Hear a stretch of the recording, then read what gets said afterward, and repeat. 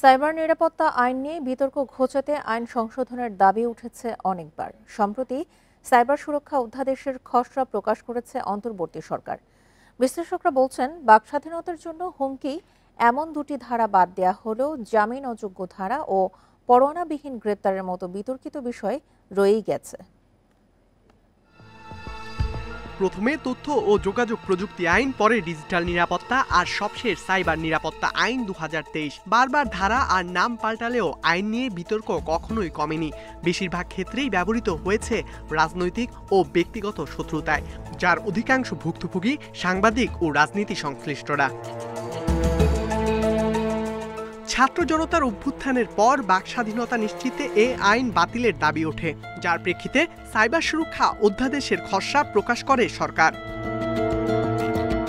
Cyber security আইনে ছিল মুক্তিযুদ্ধের চেতনা, বঙ্গবন্ধু, জাতীয় সঙ্গীত ও পতাকা সম্পর্কে বিদ্বেষের দণ্ড এবং মানহানিকর তথ্য প্রচারের দণ্ডের মতো বিতর্কিত ধারা। খসড়ায় এগুলো বাদ গেছে।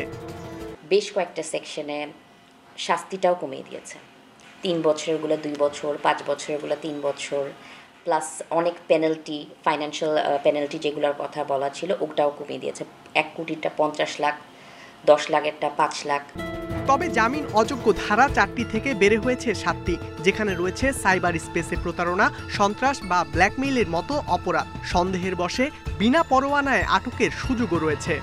আইনশৃঙ্খলা সদস্য যদি মনে করেন একটা অপরাধ সংঘটিত হবে বা হতে পারে, তাতেও আটক করতে পারবেন।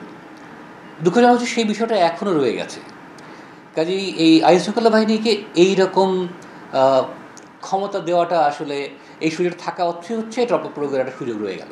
নতুন যুক্ত হয়েছে অনলাইন জুয়ার অপরাধ। সাইবার আইনের বিচারের জন্য স্বতন্ত্র সংস্থা গঠনের আহ্বান বিশ্লেষকদের। ওভারসাইট বডি হিসেবে যে কর্তৃপক্ষ তৈরি করা হবে সেটি হবে সম্পূর্ণ সরকারের নিয়ন্ত্রণের বাইরে। সরকারই কিন্তু সবচেয়ে বেশি আপনার সাইবার সিস্টেমকে ব্যবহারকারী কর্তৃপক্ষ বা সংস্থা। হ্যাঁ, তারাই যদি এটাকে অপব্যবহার করে, তাহলে তারাই যদি আবার ওভারসাইট বডি হয়, নিয়ন্ত্রক সংস্থা হয়, তাহলে স্বার্থের দ্বন্দ্ব থেকে গেল। খসড়াটি চূড়ান্ত হলে অধ্যাদেশ জারি করবে অন্তর্বর্তী সরকার। নির্বাচিত সরকার এলে যা পরিণত হবে আইনে। ইকরামুল কবির, ইন্ডিপেন্ডেন্ট নিউজ, ঢাকা।